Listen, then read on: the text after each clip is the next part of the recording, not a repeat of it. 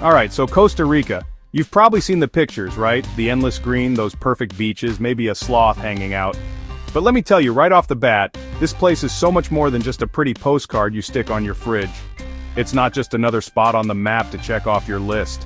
This country, man, it gets under your skin in a way that's hard to explain. It's a vibe, it's a feeling, it's an entirely different operating system for life. I've been to a lot of places, dragged my camera through countless cities and remote corners, but there's something fundamentally different happening here. It's like the air itself is charged with something. Possibility? Yeah, possibility, and a whole lot of freedom. People throw around the term Pura Vida all the time. Pure life. Sounds a bit like a marketing slogan, doesn't it? Something you'd find on a cheap t-shirt in a tourist-trapped gift shop. And maybe in some places it is, but here in Costa Rica, it's not just words. It's the genuine article. It's woven into the fabric of everything. It's in the way people greet you, the way they approach problems, the way they just exist. It's a constant, gentle reminder that life doesn't have to be this relentless grind, this insane race to the next deadline, the next acquisition. There's another gear, a slower one, a more deliberate, more intentional one. And Costa Rica, it doesn't just invite you to find it, it almost forces you to. So, this isn't going to be your typical polished travel vlog. Forget the fancy drone shots set to elevator music, no pretending everything is perfect and idyllic 24/7, we're going to get real here. We're going to dig in, get our hands dirty, and explore what truly makes this little slice of Central America so damn captivating, so magnetic. We're talking about the people, the culture, the mind-blowing nature, the good stuff, the challenging stuff, the messy bits, and the undeniably beautiful moments, because that's where the real story always is, isn't it? Not in the glossy brochures or the curated social media feeds, but in the everyday grit and glory. Forget what you think you know about paradise. Forget the heavily filtered Instagram posts. We're embarking on a journey to understand why Costa Rica isn't just a destination people visit and then forget. For so many, it becomes a place that fundamentally changes them. It challenges your perspectives. It strips away the unnecessary. And maybe, just maybe, it shows you a different path, a different way to live a life that actually feels full. So buckle up, hit that subscribe button if you haven't already, because we're about to explore a mindset, a quiet revolution disguised as a country. Let's do this, let's go.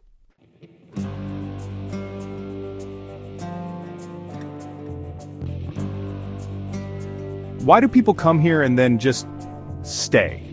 You book a flight for a getaway, but then something weird happens. Costa Rica has this invisible gravitational pull. A sunset burns brighter, a conversation makes you think, the jungle symphony explodes at night. Digital nomads came for decent Wi-Fi and surfing, thinking it was temporary. Now, they measure their stay in years, blending work and life. Retirees traded predictable retirement for adventure, vibrant colors, and a sense of community. They found a vibrant second act, filled with new experiences and community. Wanderers came on a whim, following a gut instinct. Costa Rica strips away the noise, forcing self-confrontation. In that quiet green space, they find what they were looking for, or something they didn't realize they needed.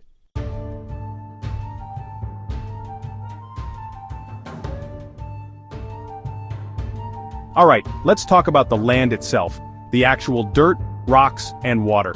Costa Rica's geography is a dynamic participant in the entire experience. Towering volcanoes, powerful rivers, and two massive oceans shape this land. Names like Arenal, Poas, and Irazu are sleeping giants. The landscapes they create are mind-blowing. The Pacific and Caribbean coasts are dramatically different. This geography dictates everything from weather to biodiversity. It's a living, breathing, evolving masterpiece.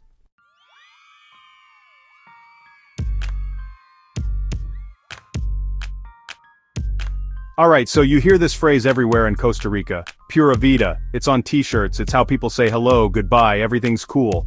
But what does it mean? Is it just some tourist slogan? Nah man, it's way deeper than that. It literally translates to pure life. But that doesn't even scratch the surface. Think of it as this all-encompassing philosophy, this lens through which Ticos, that's what Costa Ricans call themselves, view the world. It's like their DNA, coded into the way they operate, the way they interact. It's not just a saying, it's a state of being, a constant reminder to appreciate the good, the simple, the now. It's the unofficial national motto, and honestly, it's pretty damn inspiring.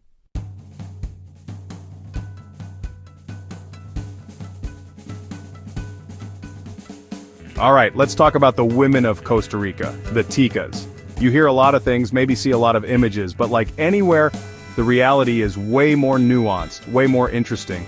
These are not just pretty faces in a tropical paradise. Ticas are strong, man. They're often the pillars of their families, the glue holding things together, running households, businesses, and community projects with this incredible, often understated competence. There's a quiet power there, a resilience forged by a culture that values family and hard work. Forget any outdated stereotypes. These women are a force. They are educated, they are articulate, and they carry themselves with a grace that's truly something to see. In modern Costa Rican society, women are increasingly stepping into the spotlight.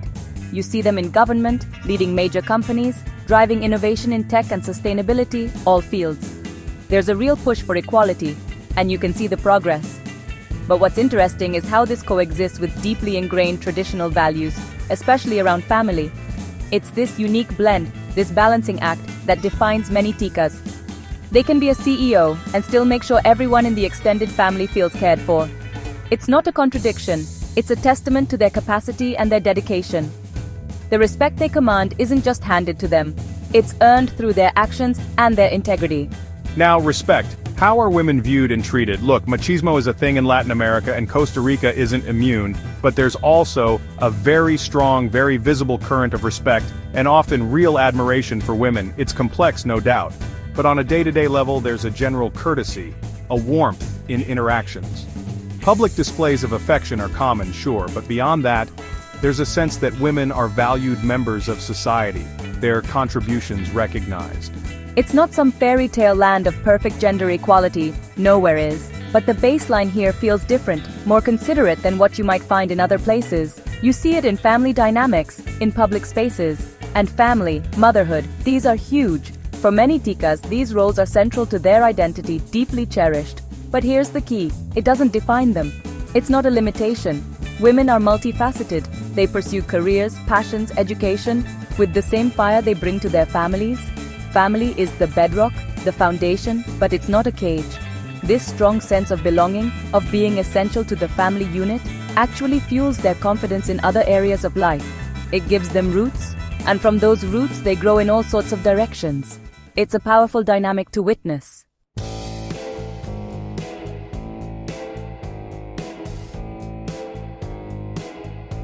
Okay, the big question, the one you see in all those clickbaity YouTube titles, can you live in Costa Rica on $500 a month? Let's get real, $500. That's not a lot of money anywhere in the world. It's extreme, like really, really extreme. But maybe for a certain type of person, for a certain type of life, we're talking about stripping life down to its absolute bare essentials.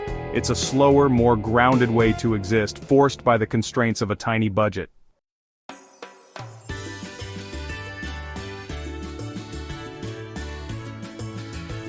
Alright, let's talk food, because if you're coming to Costa Rica, you're gonna eat, and what you eat here, it's fundamental. It starts with Gallo Pinto. Now, on paper, it's just rice and beans mixed together. Sounds boring, right? Wrong. So wrong. This isn't just breakfast, this is like the soul of the country on a plate. Every single morning, from the fanciest hotel to the humblest little shack in the mountains, there's Gallo Pinto. The smell of it cooking, that mix of onions, peppers, cilantro, and the magic Lizano sauce, we'll get to that. It's the smell of Costa Rica waking up. It's more than food, it's a ritual, a constant in a world that's always changing. Now this Gallo Pinto, it's not some complicated gourmet masterpiece. That's the beauty of it. It's peasant food, born from making the most of what you've got. But the pride Ticos take in their specific version, their family recipe, man, it's huge. Some like it a bit drier, some a bit wetter, some with more Lizano, some with less. That Lizano sauce, by the way, it's this tangy, slightly sweet vegetable-based condiment that is the key ingredient. It's what elevates it from just rice and bean stew. It tells a story of resourcefulness, of tradition, of making something incredible from the simplest things. You think you know rice and beans? You don't, not until you've had proper Gallo Pinto here.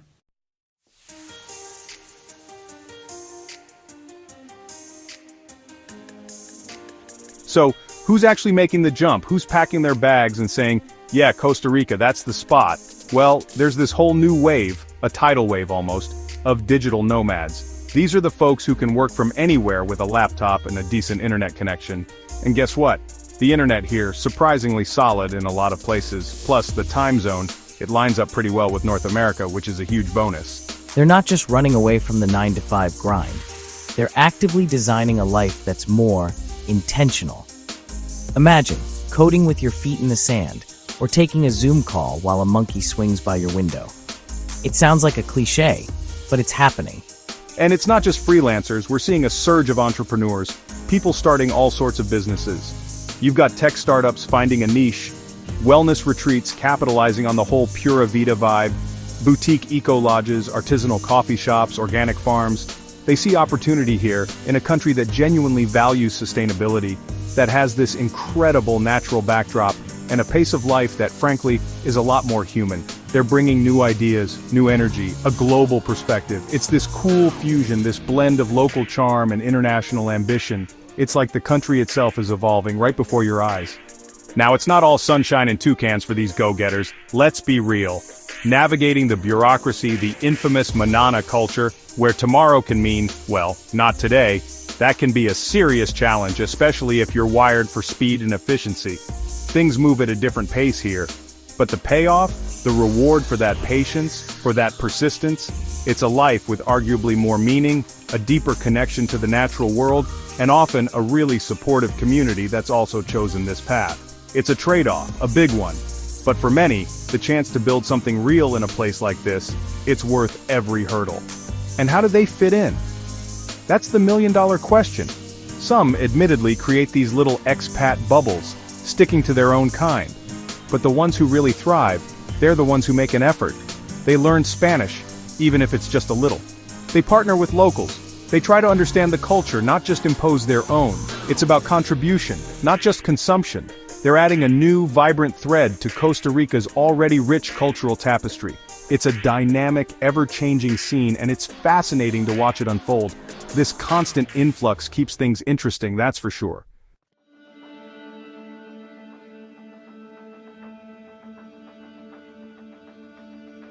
Waking up in Costa Rica, man, it's different. Forget the jarring blare of an alarm clock. Here, your wake-up call is organic.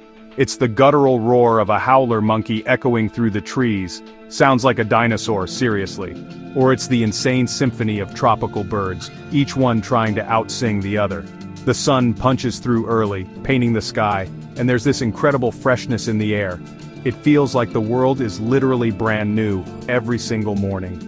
It's a world away from the smog and the sirens of city life. This is nature's alarm clock, and let me tell you, it's a hell of a lot more inspiring. And the wildlife, it's not something you go, it's just there.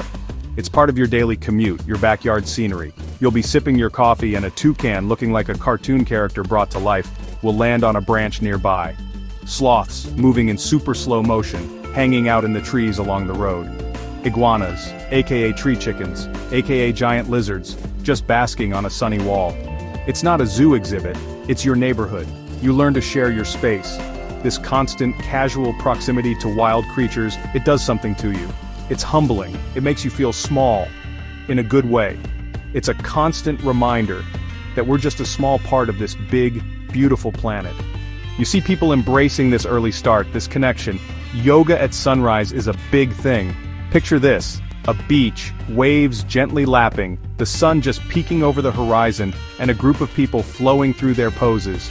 Or maybe it's a quiet meditation session on a deck overlooking the rainforest. It's not about fitness fads, it's about soaking in the peace, connecting with yourself, with the incredible energy of this place. The natural environment here, it's not just a backdrop, it's an active participant in this pursuit of wellness. It's like the whole country is a giant open-air yoga studio. And the pace of the morning itself, it's deliciously unhurried. Coffee and Costa Rican coffee is legendary for a reason. It's something to be savored, not chugged down on the way to somewhere else. Conversations linger. Breakfast is an event, not a pit stop. There's no mad dash to beat traffic because, in so many of these towns, what traffic? This deliberate slowness, it sets the tone for the entire day. It's a conscious choice to prioritize peace over the relentless tick-tock of the clock. You learn to breathe again, to actually be present in the moment. It's a game changer.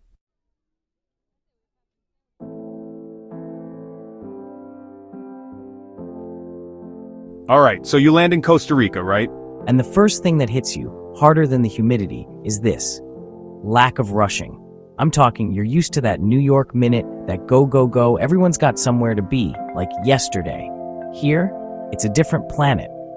You're standing in line, and it's moving at a glacial pace, and you're looking around thinking, doesn't anyone else feel this urgency? This burning need to, I don't know? It's like the entire country missed the memo on hustle culture. At first it's maddening. You feel your internal clock just screaming against this relaxed rhythm. It's a genuine shock to the system, a real head-scratcher. Then there's the noise, or rather, the lack of it. If you're coming from a big city, any big city, you're conditioned to a certain level of chaos. Sirens, horns, the rumble of trains, that constant urban hum. Here, especially if you're outside San Jose, that soundtrack gets replaced. Suddenly it's birds, it's monkeys, it's the wind in the trees. And at first, man, it can be almost too quiet, like your ears are ringing from the silence. You find yourself missing the familiar cacophony, which sounds crazy, but it's true. It's like your brain is trying to recalibrate, to understand this new audio landscape that's so organic. It's a different kind of alive, one that doesn't jolt you, but soothes. And this one gets everyone, stores closing early. You mean I can't just run out at 10 p.m. for some random craving or something? I forgot? Nope, not happening. Shops roll down their shutters, sometimes ridiculously early by Western standards, and that's it. Your 24/7 convenience store mentality takes a massive hit. You actually have to. Imagine that. It feels like a throwback, like you've stepped into a time machine. Suddenly, manana isn't just tomorrow, it's a fundamental part of your shopping strategy.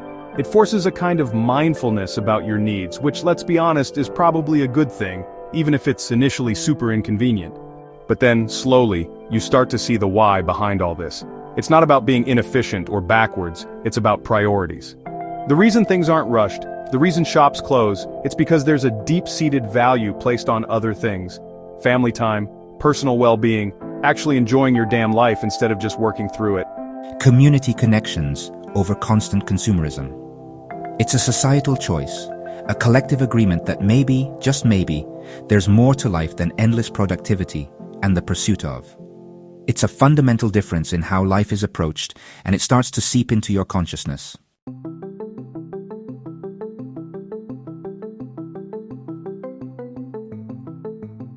Alright, let's talk about love Costa Rican style. If you're coming in hot from the world of dating apps where it's all swipe, swipe, meet, repeat, you're gonna need to pump the brakes.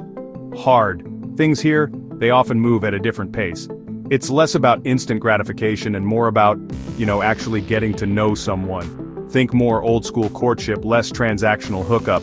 It can feel refreshingly genuine, but if you're used to things moving at warp speed, that initial deceleration can be a bit of a jolt. It's like the entire dating scene is set to Pura Vida time, which means patience is your new best friend. And here's a big one, family. Family isn't just some background detail in the dating game here. They're often key players. Don't be shocked if meeting the parents, the siblings, even the abuela, happens way sooner than you'd expect back home. It's a sign of seriousness, a way of integrating you into the fold. Their opinion matters. It's a community-based approach to relationships, which is beautiful, but it also means you're not just dating an individual, you're kind of dating their whole support system. It adds a layer, a richness, and yes, sometimes a little bit of that, am I doing this right? Pressure. The whole Pura Vida philosophy, that easygoing, life is good vibe, it definitely spills over into relationships. There's often less of that intense, neurotic pressure to label things, to hit certain milestones by a certain date. It's more about enjoying the connection, the company, the journey of getting to know each other, which sounds amazing, right? And it is. But, and there's always a but, that same laid-back approach can sometimes translate into what feels like a lack of urgency or clarity, especially if you're someone who likes clear definitions. It's a dance, trying to find that balance between chill and where is this going. And then, of course, there's the language. Even if your Spanish is decent or their English is pretty good, subtleties get lost. Misunderstandings are almost guaranteed. It's not just about the words. It's about the cultural context, the non-verbal cues, the different ways of expressing affection or navigating disagreements. What's considered perfectly normal or romantic in your culture might be totally off base here, or vice versa. It requires a massive dose of patience, a willingness to ask dumb questions, and the ability to laugh when you inevitably say something completely wrong. It's like learning a whole new dialect of love.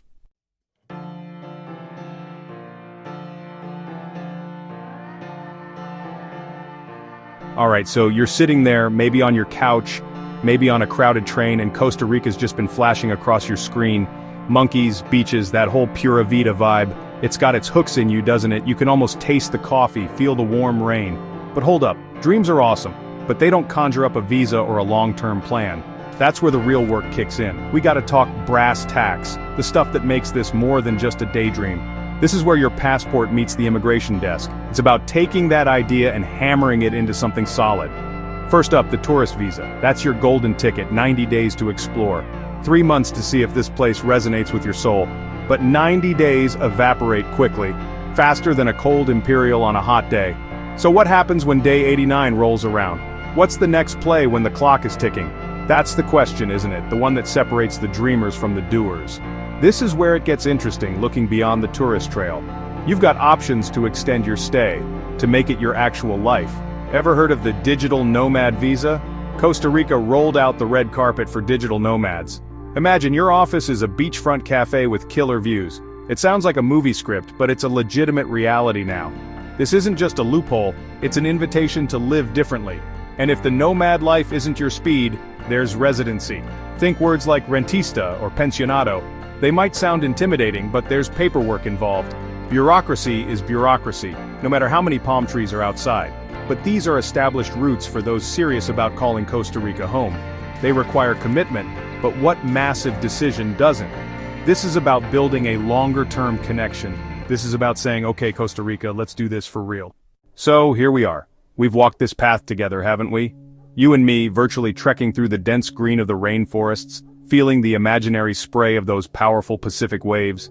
No place, not even one that looks this much like a postcard from paradise, is truly perfect. It's beautifully, wonderfully, sometimes frustratingly, undeniably real. And you know what? That's where the magic is. The imperfections, the quirks, they're all part of the rich, complex, incredibly vibrant tapestry of this place. If you enjoyed this journey, don't forget to subscribe, like, and share this video. Let's keep exploring together.